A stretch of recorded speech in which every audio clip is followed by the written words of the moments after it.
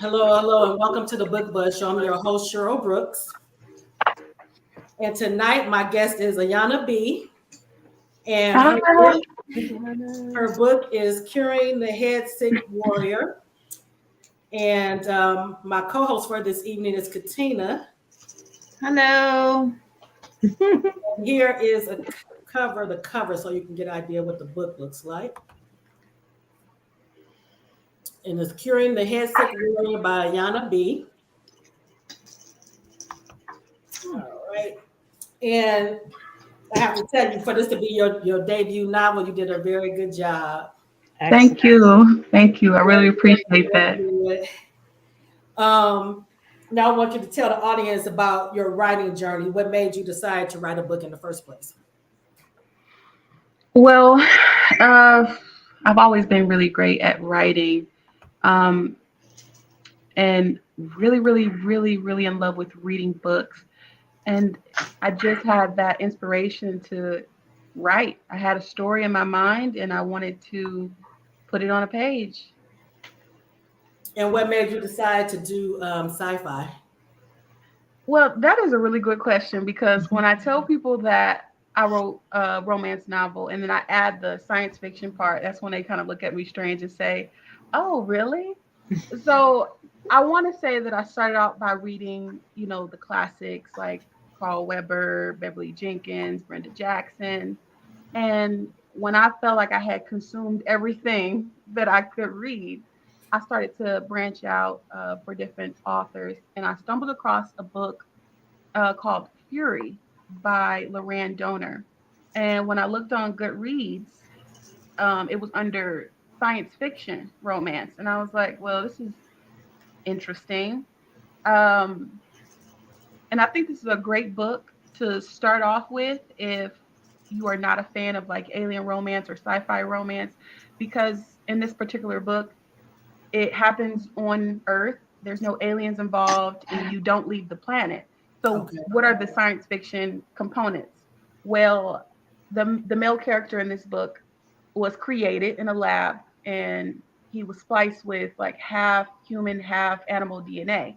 And once he got out of that lab, he met his main character and they fell in love. But of course, he had that animalistic versus the humanity type of characteristics. Like he was super strong and he could run very fast and he had a great sense of smell. And I was like, wow, that's some interesting components to add to a romance novel.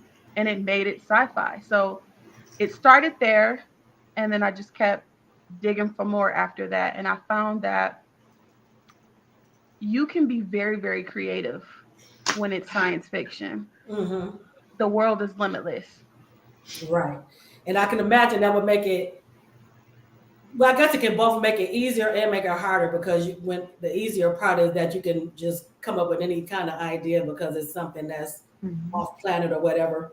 But I guess it also can be difficult because you have to really think about how you're going to create this world and make it seem realistic, and not just fairy tale-ish in a way. Absolutely. Yeah. So I wanted to ask you, how long did it take you to write the book? I would say it took about 3 months. Okay. 3 months. Oh, that's not bad. Not bad. That's not bad. I was very Not passionate at about it. all. Wow. Yeah. Looks like we have some people in the audience. Let me just hello. Welcome. Hello. Welcome everyone. Antoinette, welcome. Myra, welcome. For Facebook user, if you go to the description and click on the link, it'll give StreamYard permission for Facebook to show your face if you want your face to show. And let's see. Antoinette said you hammered it out. Yes, she did. Yes, she did. Sure How long did it take between the time that you finished the book and getting it actually published? About 7 months. That's still really good. Yeah. I was very determined, very passionate about it. And that 7 months, I got to tell you, it felt like an extra year. We all know that process of once you write it, that's the easiest part. Everything after that is the hard part. You know, getting professional help, getting editors, finding a book cover, figuring out what your budget is. That's the tough part. Now, did you try to shop it around to traditional publishers first, or did you always know that you wanted to have it self-published? When I researched about publishing a book, I definitely looked at both sides, but there were a lot of cons to traditional publishing. And it just seemed right for me to do self-publishing at the time. Not saying that that's not on the table, but at that time, self-publishing just seemed like the better option for me. Kaylin is saying, so proud of you. How did you pick the cover? Thank you. That is a really good question because you have a cover idea in your head. The cover is not anything like I had explained it to the artist who created it. But I'm so glad that she took those creative liberties because it ended up turning out better, because what I had in my mind probably wouldn't translate very well. So originally I wanted like a man on the cover to almost look like he was like screaming, looking really angry. And I had showed her some pictures that I thought were appropriate. And she was like, you know, I've been doing this for a while. Let me take care of you. I want to make this book look like it belongs in a specific genre. And you know what? She did a great job. I loved how it turned out. Yeah, I agree. It actually it looks good, and then the with the braid, Yeah, it looks like who you said the character looked like. Yeah. We have someone saying you understood the assignment, love it. And how did you pick the artist who drew it up? Did you know her or you? Actually, she was recommended by one of my editors that I worked with. And fun fact, the name of the main character is Eve, and the person who made the cover, her name is Eve. So it just, yeah. All right. It just ended up working out that way. What kind of research did you do to learn about how to self-publish? So much research. I think the research alone is the thing that took a lot of time. Of course, YouTube University, for sure. a lot of reading articles, and then I also consulted with someone who had published a book. And I'll say to that, when you are doing this research, you know, make sure that it's your genre, because everyone has a different way of doing things. If it's a children's book, if it's a shorter book, depending on your budget and how much of your intellectual property you want to keep to yourself and have the license with. So it depends, but a ton of research to figure out what was right for me. Now, I know you said that you read a book that was set here on Earth, but it still was considered sci-fi. Mhm. But are you like a sci-fi fan as far as do you watch sci-fi movies and all that kind of type of thing? Absolutely. Sci-fi movies. It doesn't have to be just like science fiction with a romance component. Um, it can be the gory stuff like Alien versus Predator. It doesn't matter what it is. I Yeah. love some science fiction romance and science fiction. Is that one of your favorites? Alien versus Predator was is. Um, yeah, that's one of the favorites. The Fifth Element, that's also considered science fiction. Mhm. The Shape of Water, I actually recommend that movie if you want romance and sci-fi. The Shape of Water is a really great movie to check out. I don't think I've heard of that. I have, yeah. That came out a while ago, but Yeah. yeah. Huh. I'm gonna have to check Mhm. it out. Because I used to, of course, I was a Trekkie back in the day. I used to love Star Trek, and I love the original Star Wars. I haven't gotten into the newer ones as much, but I haven't really. I think I only saw the first two that came out that recently. But so yeah, I've definitely was a Trek. Star Trek was my biggest thing.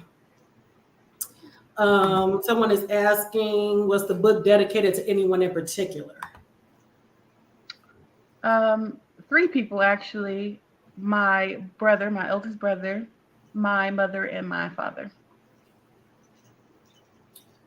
I know your mother is proud of you getting it Yes. done. Yes. That's nice. Now, was it difficult coming up with the concept for the world building? Because that's one of my favorite things. Fantasy is probably one of my top favorites, and because I love the world building and that. But even with this, I saw where you had some world building in this, where you had to describe the planet. How did you come up Yeah. with that concept? Um, the concept, well, I don't want to say that it was a concept. I saw it in my head first. I saw a Okay. specific scene in my head first, and then I just built the story beginning and end. So what I saw was the middle, but I had to build the Right. front and the back. But Mhm. as far as difficulty and world building, ooh, absolutely, because describing something on a planet that's not Earth Mhm. and making it sound familiar but yet still foreign can be very, very difficult.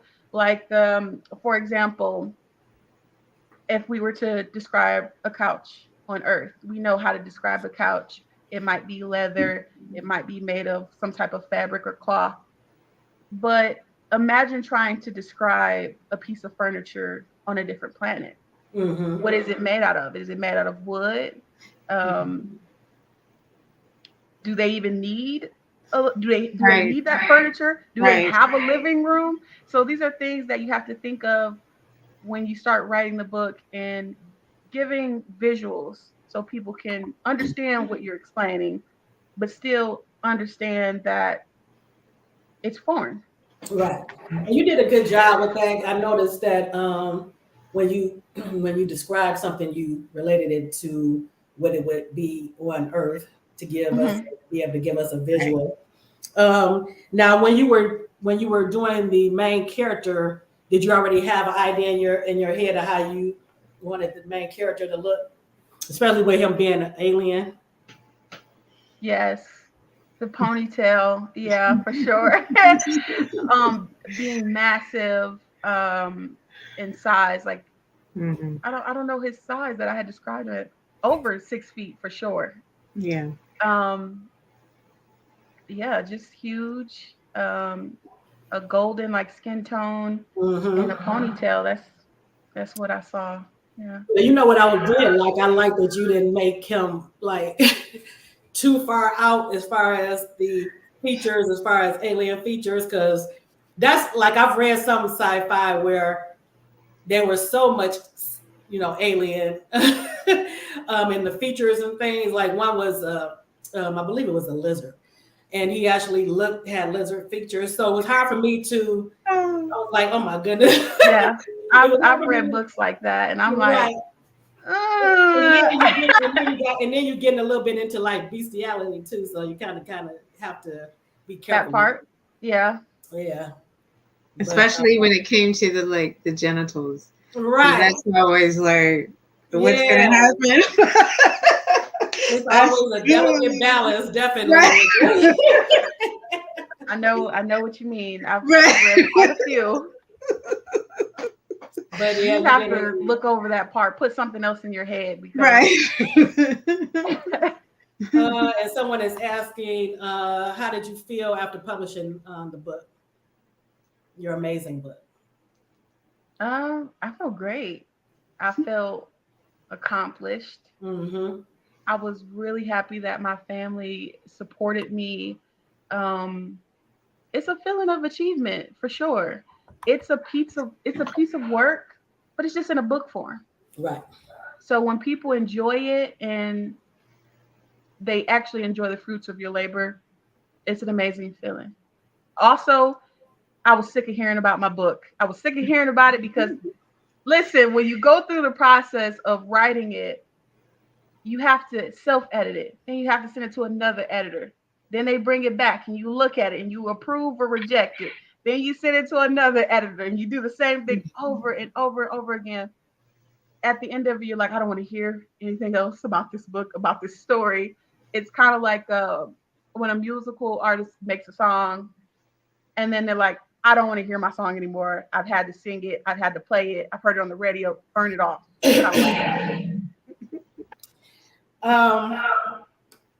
Before we get too far into it, let's get a little bit into the book. One moment. This cough is driving me crazy. Okay, like I noticed that you had some humor in the book, and I like that. I was hoping that I made some people laugh. Yeah, and Eve was funny, but they were, I love humor when it seemed like it's just natural to the character, where it's not like you're trying to get like a high moment. I think it was good because it was when they were trying to translate the things that didn't translate. Right. This is my niece, and everybody said it weird. Right, and then she wrote out niece like niece. Right. That was a good part. Yeah, it was funny though. That was good. I like that. But you know what? One of my favorite was though that had me laughing out loud was when Riker was talking to Eve, and he had heard her, I guess, say MF, the MF word. But instead of saying MF because he was a male, he thought he should say FF. And that was hilarious to me. That was good. That was hilarious. When I'm writing this stuff, I'm laughing too as I'm writing. I'm like, oh, they gonna love this. That was hilarious. I'm like, he said, okay,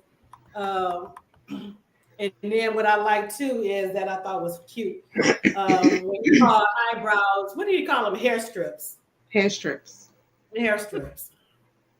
Let's see. Who's writing the book, especially alien fiction, despite your working full time? You kind of already explained that a little bit. Yeah. I didn't want to wait. That was around the time where I was realizing that life is short. I didn't want to publish anything until I felt like I had more books in the series, until I have everything done, and one after the other, I would release it. But I was like, you know what? Just push through, finish it, publish it, and work on the next thing. So. And somebody has a question that's making me think about my other question. How did you come up with the actual concept of what, as far as him, Ale, and what he was going to be, what did he need to be cured from, basically? How did you come up with that? What the problem was going to be? And they're asking, how did you come up with the title? So that made me think about that. You know, I can't say. I can't say. I think it was at a point where I realized, okay, what would justify an alien taking a woman from Earth? What if their leader was in trouble? And in order to save a whole nother planet, we had to take this one person from Earth. So when I was racking my brain trying to figure out what would be the issue, how did she get there, and why is she there, and how do you justify kidnapping someone? That's just, what I came up with. You did a good job, and what I liked too was that opening scene where when Eve actually wakes up on the ship and she's surrounded by other women, and I could feel, I could feel the panic that anybody would feel in that moment, and it came through. You did a good job describing it, how they were feeling. Thank you. When you agree, Tina?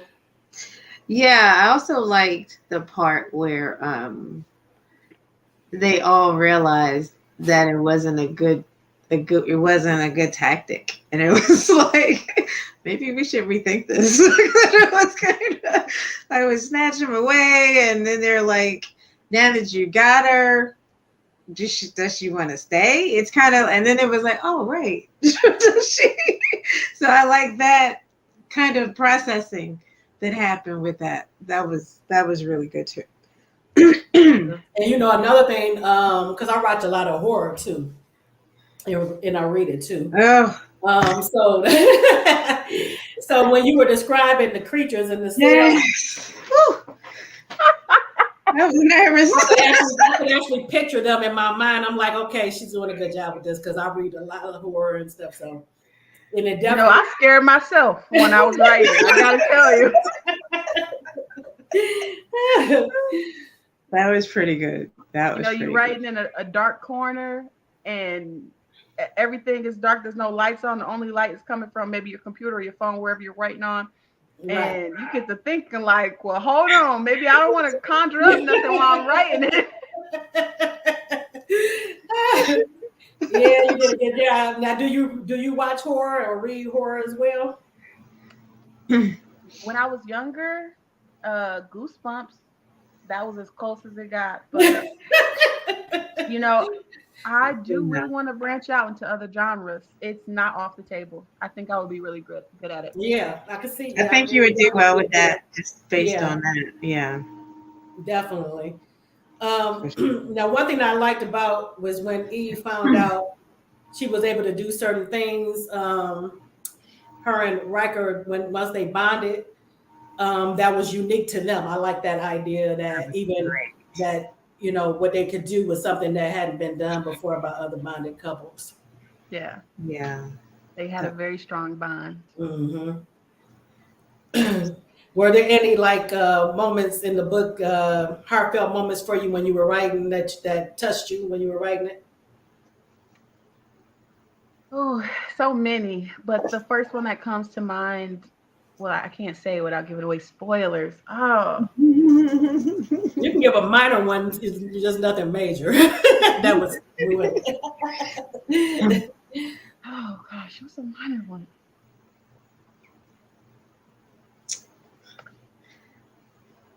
For me, it was when Eve finally recognized and finally admitted that Riker was her mate. She finally recognized him as her mate, I should say. Yeah, that was a good one. I would probably say when she saw how he was willing to defend her with his life. Mm-hmm. And in turn, she went on to try and defend him with her. Right. That was probably that was a moment. Yeah. And I believe that's probably when I first saw them starting to actually bond, even before she recognized it or realized it. Because she still was surprising herself by how whenever she did anything that made her feel like she was connecting with him. And it was good too when everybody else saw it, when they were separated and he was going berserk, and she was like, "Get me to him," Right. and they were like, "No, no, no," and she was like, "Listen." Get me to him. And it worked. So it was like everybody was like, "Oh, snap!" Yes. Yeah, I think that was a moment where she kind of realized her full extent of her power. Right. And Right. she claimed it in that moment. And I was like, yeah, this is beautiful. And she became like an icon for everybody. I love when they started wearing, when other women started wearing their skirts with the slits on the side. Love this. That was good too. One thing that I love too in books, especially like paranormal, fantasy, sci-fi, is I love, you have to have some good action to draw me in, and you had some good action scenes. One of my favorite was when they were at the ceremonial adornment tournament, like we were describing, and you did a good job of describing the fight scenes and all of that. And the intensity was there too. So I love that. Thank you. Thank you. That was I spent a lot of time working on that. And honestly, that was the part that I saw in my head first. Before I thought about the names, before I thought about anything, I envisioned that scene where he protected her and then she in turn protected him. That's what I saw, and I just built everything else around it. I love that. And I noticed too,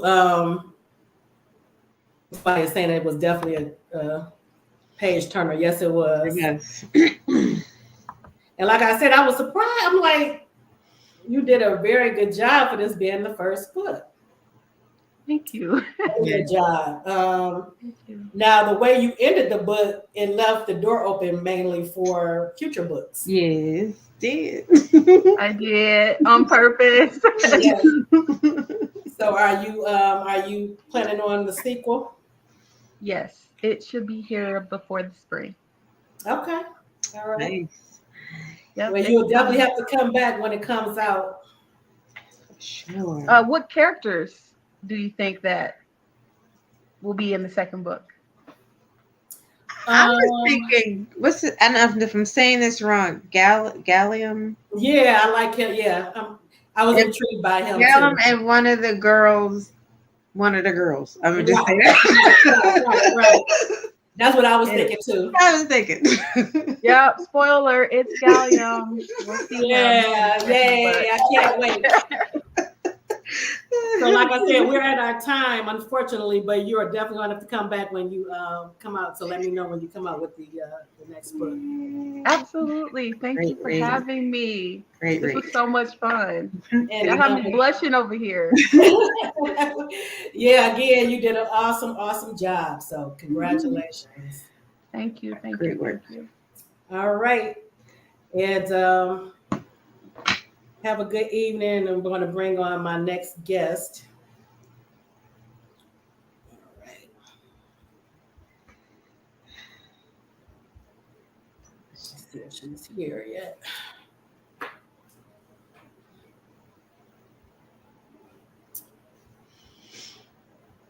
All right.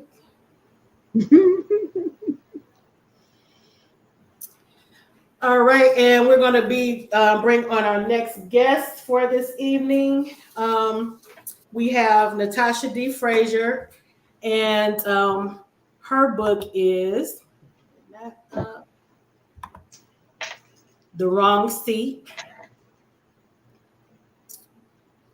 Let me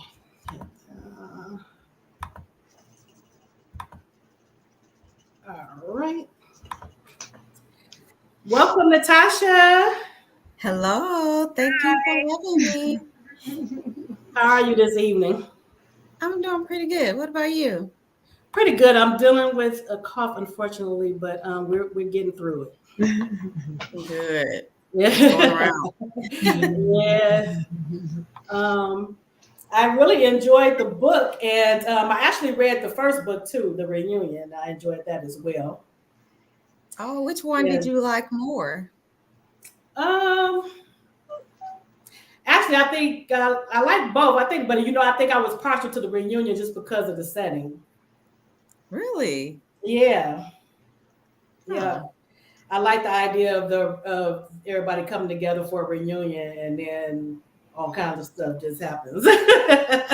But I enjoy both of them very much, and I'm looking forward to Layla's book. Mm-hmm. Yeah. So Coming November 28th. when is it? Coming November 28th. Okay. Okay. I'll definitely be looking out for it. Um, Now, can you tell people who about your professional writing journey? Those that are new to you. So I started writing in 2012. My first book was a devotional, The Life Your Spirit Craves. So it's been about 11 years. And since that time, I've written both devotionals, Christian fiction, romance, and my latest series, of course, is romantic suspense. Hmm. So I have a total of about to be 18 books with Oh, the really? next book coming out. Yes. Oh, that's great. Congratulations on that. Thank you. That's great. Um, Now, was this series the first time that you went into romantic suspense? It is. And Okay. I've been wanting to write romantic suspense for a while. And I had this storyline that wasn't quite coming together. And I started with, of course, the reunion. And the idea came to me when my 20th high school, excuse me, um, got a pop up on Facebook about my 20th high school class reunion, the Facebook group. They were doing all this planning and all of that. And I started to think, what if something crazy happens, right? You go to a reunion and, somebody gets killed. And Right. so that is how the series sort of kicks off with the reunion. And I knew I wanted it to be three sisters because my previous series was about brothers. And so I wanted Okay. to do sisters with this new series. I like that. And somebody is Facebook user. If you go to the description and click on the link to give StreamYard permission to see your face, then we can see who you are. But they're saying good evening to you. Oh, And hello. they said the second one is their favorite. Another.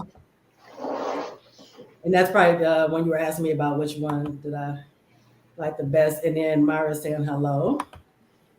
Hello, hello. Now, what challenges did you face, if any, when you were writing this series, especially coming from another genre?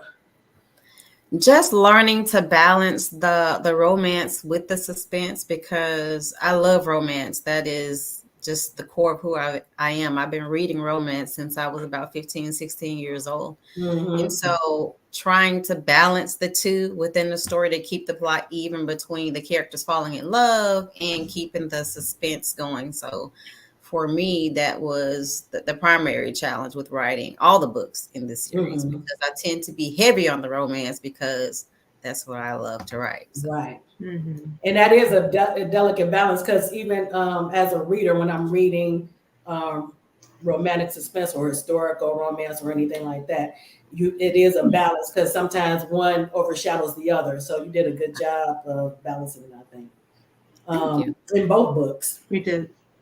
Yeah. Now, were there any authors that inspired you to become a writer? Was there anyone that you looked up to? Not necessarily in the beginning. I've been knowing since around high school that I wanted to write. And when I started writing, I started reading heavily in romance. I was reading, I don't know if you recall, like the Arabesque, the Mm-hmm. BET Arabesque Yeah. romance Yes. novels. So I used to read a lot of those. And I had cousins who read them too. So we would buy books, read them, swap them, and all of that. So I've been wanting to write since that time. And when I got ready to start writing Christian fiction, I read a lot of Michelle Stimpson, Pat Simmons, Rhonda McKnight, some of those ladies. So Now, totally gets are you able to still enjoy reading as a writer? Because I know some people say they can't read anymore while they're writing. It's hard. I feel guilty sometimes, especially if I'm in the middle of writing a book and I spend time reading. I feel guilty because I'm like, you know what? you could have just spent this last 2 hours writing. But so I try to balance it out, but it doesn't always work because again, that guilt is heavy. And when you do read, what genres do you read? Do you normally stay within the romantic suspense or the Christian fiction? Yes. Yeah. For the most part. That's pretty much all I read, I think. Yeah. Okay. And Um, the suspense always adds that extra meat to it. yes, I agree. Because you Yes. always have the romance and you always have the happily ever after. When you throw in that aspect of who done it, or it's kind of like you can't put it down and you're 2 a.m. and you're still reading. That's exactly one of the reasons why I wanted to write romantic suspense, because there's always going to be the love angle. And even when I'm watching any movie, the story is so much better when there's romance in it. But having that suspense is like that extra oomph. So that's one of the reasons I'm loving romantic suspense right now. And so I don't know if you guys picked up on it, but there's going to be a series for the Four Kings that were introduced in the wrong seat. So that's coming next. So I'm excited about that. I'm excited about that too. I was hoping that was coming. Yeah, I like them as characters. And then and you kind of touched on this just now with what Tina just said, but what makes a good romantic suspense story in your opinion? What elements do you look for when you are looking at reading that type of or writing a romantic suspense? Always romance. In whatever I'm reading or even watching on TV, I feel like I need to see that romantic element, because you think about even a lot of the action movies that we watch, right? It is so much better if the main character has a love interest. That keeps me watching. And it's the same thing with reading. I need to be able to see characters falling in love. And right. I guess it just comes from me reading the books when I was like a teenager. But I just love that part of it. Now, how do you build? How do you build the suspense? Because it takes a level of, you have to build and build and build to get the reader, to pull the reader in, basically. Right. Is there a technique to that, or how do you actually do that? So for me, I start with the characters and building the character and kind of filling in the blanks of what kind of trouble can they get into. And I build the story from there. So with the series, I built the characters first. So I have the sisters and I know all about them. And then it's more so figuring out, okay, what can they get into? Crystal with the reunion, and now Layla getting in trouble, and Ava getting in trouble. All really by no fault of their own. And it's situations that can really happen to any of us. And I like to get from that angle too, something that can happen to anybody, an ordinary person, not, waking up the next day and now you're in trouble. You haven't done a thing. It's by some outside force, somebody who's maybe jealous or, whatever the case. But it's always something. And for those who haven't read the series yet, or the two books that's out, what is the series about for those who haven't read it yet? So it's about three sisters who co-own a luxury handbag business, who find themselves in a world of trouble, again, by no fault of their own. And so with Crystal in the reunion, she's divorced. She goes to her college reunion mixer, preparing herself because she may see her ex-husband who abused her. And so she finds herself alone with him. She could have made a different choice, but the choice that she made led her to be alone with him, and he dies. And that spins off. And now, because of the events in that book, now in book 2, when Ava is trying to rebuild their company, somebody doesn't like it. And now it spins off of the events in book 1. And so in book 3, that's a little bit of a teaser here. So Layla decides she wants to do something different. So based on the events that have happened in the past now, so all the stories play off each other. We've built an entire world around this, the Langston sisters, their family, and their luxury handbag business. And who are the main characters in the wrong seat? And tell us about their character. So we have Ava, who is the middle sister. And as the middle sister, Ava is one who feels like she has been sort of overlooked by her family. She believes that, of course, Crystal being the older sister, she gets more of the attention than both Ava and Layla. And Layla being the younger sister, she feels like Ava feels like she's scrunched in the middle between the two.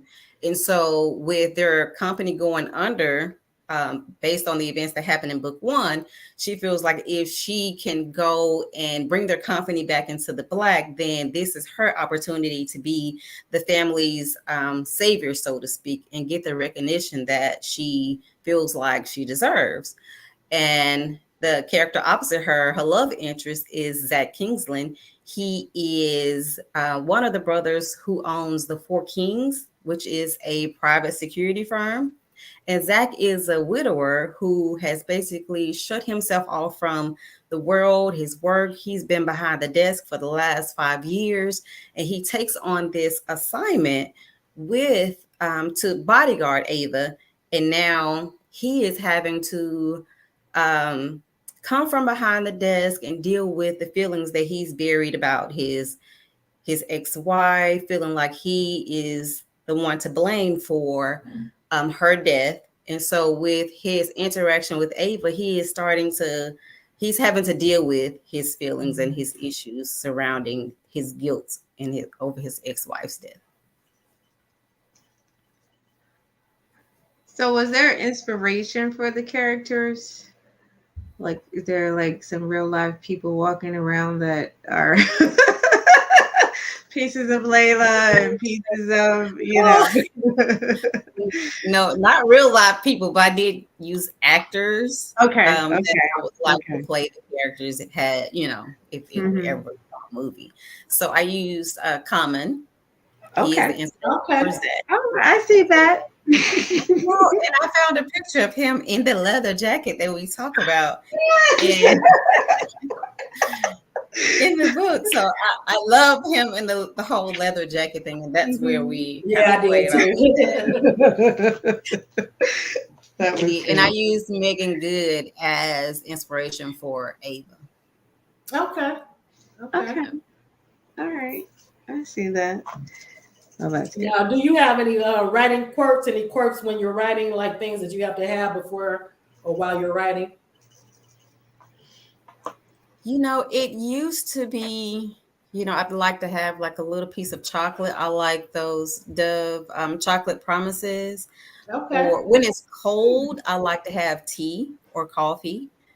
But now I just need some peace and quiet. If I can just get some peace and quiet, I can write. So that's all I can hope for right now.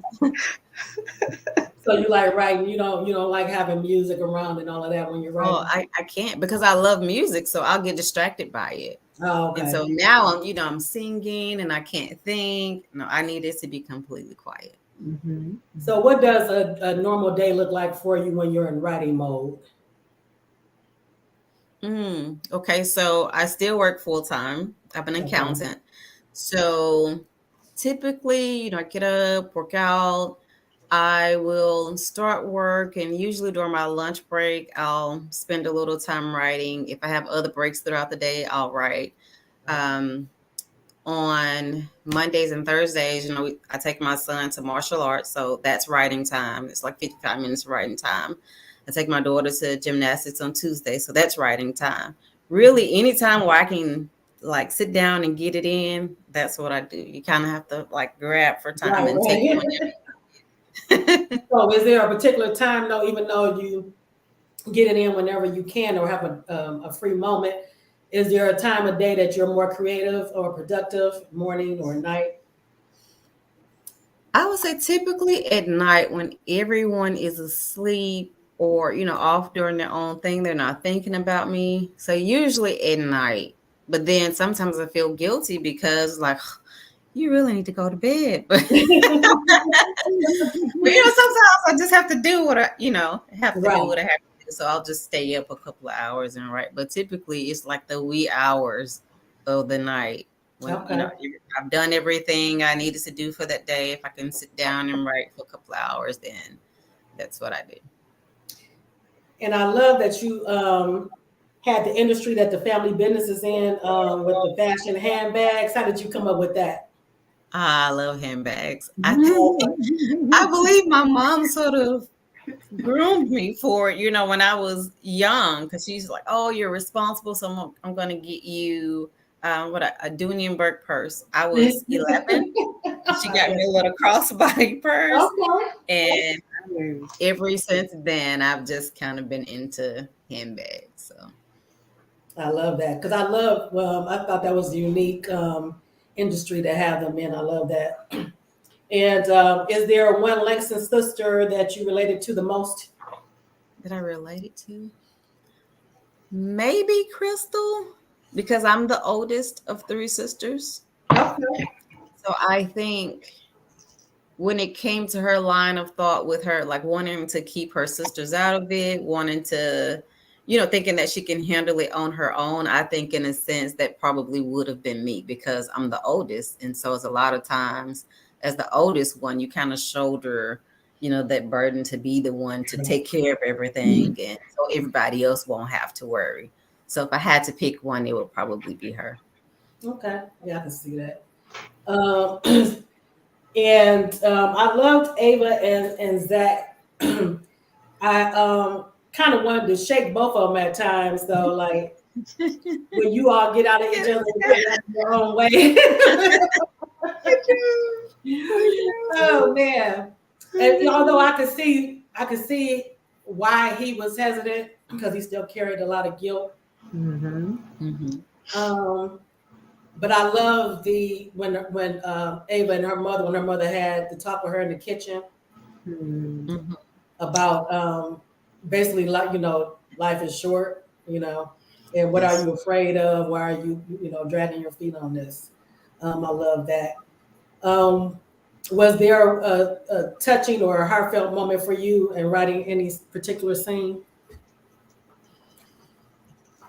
I will say my favorite scene is when Zach kissed her. The first time he kissed her.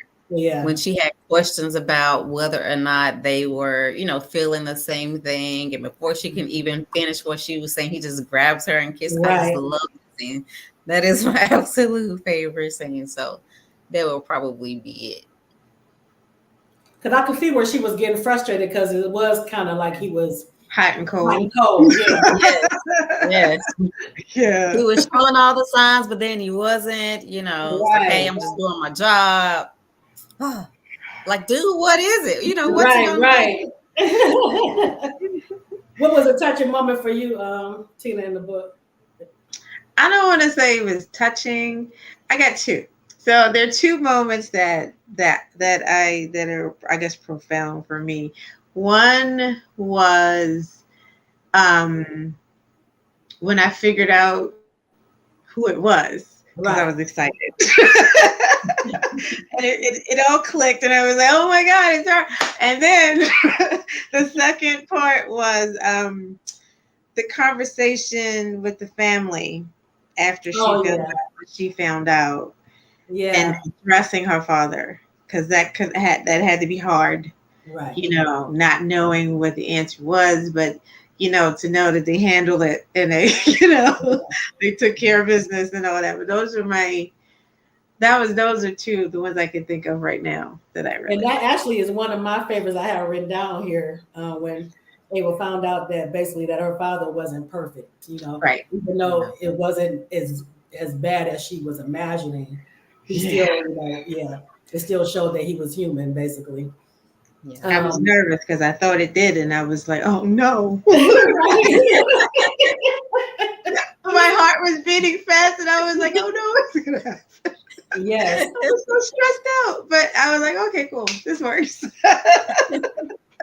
It reminded you too how important communication is because if him and his wife had been honest with the daughters, right? Yeah. Then she wouldn't have been in the situation that she was in. Nope. Yep. Not at all. Yeah.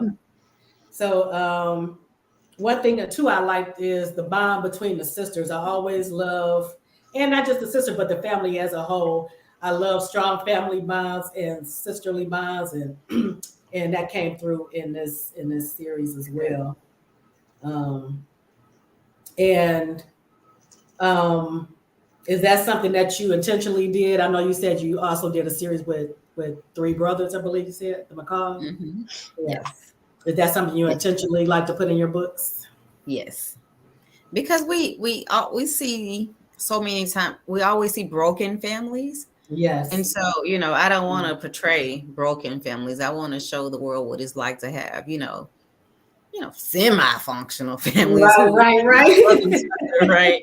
And who have, each other's back, have each other's best interests in mind. So yeah. And I love those are my favorites, actually, types of stories because they do exist. Right. You do have loving families out there and strong bonds. Another thing that stood out to me was fear and letting fear hold you back. Not just with Zach, but also with Ava. Mm-hmm. Because she kind of, even though she wanted a relationship with him, she was kind of still hesitant on her own as well. And I believe she said that one of the reasons that she waited so long too is because she was looking for the perfect guy. Yeah. Which I can understand. She didn't want to settle, but I think it was also, I don't know. Maybe tell me if I'm wrong. Was it also like a little fear of commitment too on her part with him? I think so. Because to that point, like, she's been in relationships, but nothing as serious as potentially what her and Zach could get into, because if you recall, like, she's never had such strong feelings about anybody before. Mm-hmm. So I think that in a sense that may have scared her a little bit, and so I think that kind of prevented her from moving forward at first as well. Now with Crystal's, what's his name? I can't remember his name. Is it Miles? Marcel. Mm-hmm. I was hoping to see him and Crystal a little bit more in the book. In the third book, is it going to be more of the couples together, the sisters and their spouses or significant others? You'll see a little bit more of everybody. Okay. But it's primarily focused on Ava, but she's going to need them. Okay. Not Ava, later. I mean, you need later. Yeah. Now, how did you come up with the concept as far as when you're coming up with what the mystery is, basically what the suspense is going to be about? How did you come up with that concept? So for this one, Zach and I worked it out together. Like, as I was writing this, I don't necessarily plot before I write. I just kind of like to let the words flow. And so, yeah, we were figuring it out together as I was writing, like how the story was going to go. And so it turned out well, I think. It did. It did. And I kind of got it like when they were trying to figure out who it was that was after her. When she went to go visit and she kept talking about she wanted the person to come back. I was like thinking to myself, okay, maybe this isn't such a good idea to go. Your Spidey senses are tingling. Like I was saying before, I'm a horror fan too, so I'm always like, don't go in there. So it kind of gave me that vibe too in this. And they always go, right? They always go. Yes. You're always trying to figure it out, even like you. Because even he told her not, he didn't want her to go. Right. But, right. Oh no, she's good. So. And I love how you incorporated the trip to Cambodia. And that was fun.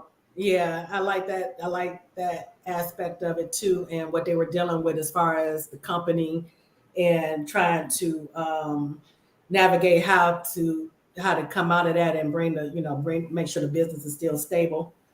I liked all of that aspect of it as well because I love. I was a business major, so I love anything that's revolves around that world. But how did you come up with that? Was that something that you wanted to incorporate as far as because like in the first book, I'm trying to remember, the issue was mainly just what Crystal was going through that put the company at risk. But now it was something more that was happening to bring the company down and them having to. How did you come up with the sweatshop type? I was brainstorming with a friend, so I can't take full responsibility of the idea. And we were just kind of talking and bouncing ideas off each other. And that's how we came up with the sweatshop idea. And so when it came to needing Zach and Ava to like really fall in love with each other, it's like they need to go on a trip, And so it was just perfect. It just worked itself out because, of course, she's trying to save the company. So, hey, I'm going. He's like, no, you're not. Right. You're going, I'm going too. So, I feel like it was perfect to give them the extra time with each other. Yes. And that's what I was gonna say, that it put them where they were basically in a confined, even though they were in the country, they were in a confined space as far as the hotel and I think that her parents were kind of like playing matchmaker a little bit because you see how they were supposed to all have dinner together and then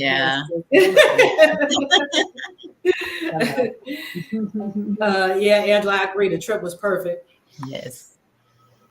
Anything that was going to throw them together. But like I said, they kept getting in each other's way, especially him. And like I said, I wanted to shake him like, hey, come on. And I think his brother was like that too at a point. Like, like, what is going on with you? Get it together, dude. And I love that how you set up their business as well. And I'm sure we're gonna get more of that world when you bring on their series. But I loved how you set it up as far as it's more than them just having the security firm. Mm-hmm. And then they'll have the private. I typed that, and like the Four Kings. I was like, that's gonna be a new series. I just put it off to the side. I love that. That is perfect. So we're gonna work with that. Yeah, I'm looking forward to reading that as well. That series. So you definitely are invited back when that comes out. I appreciate that. Thank you. And we are at our time. The time has flown by, but I thank you for coming on the show. I enjoyed the book. I enjoyed both books. Yes. And I look forward to reading the next one. And it comes out when? November 28th. All right. The Missing Link. The Missing Link. It comes out November 28th. This book is The Wrong Seat. The second book in the Langston Sisters trilogy is, and then the first one is The Reunion. Right. If you haven't read it, I do recommend all the books that I've read, and I'm sure that the third one is going to be just as good. Absolutely. All right. Before we go, Tina, did you have any questions or comments before we sign off? I think we touched just about everything. It was a quick read and it was enjoyable. Edging my seat, trying to figure it out the whole time, and I was wrong. What about who it was? Well, that's always a good sign. You don't want to figure it out too early. I know. And when I did, it was like she was there, and then I was like, and my husband looked at me like, "Who is she?" I was like, "Never mind." Never mind. It was like I wasn't even reading it anymore, and I was just sitting on the couch on my phone, and I said, "You know what's funny? That was an ad because my editor told me, she was like, you're going to have to include this person a little bit more." Right. It wasn't there, first round. I had to go back and slide. So yeah, I thought it was absolutely great, and I can't wait to read the next one. Thank you. I appreciate it. All right. And again, thank you for coming on the show, and good luck with the next book and continued success with this book. Thank you so much. All right. And thank you all who were in the audience tonight, and I'll see you next time. Good night. Good night, guys.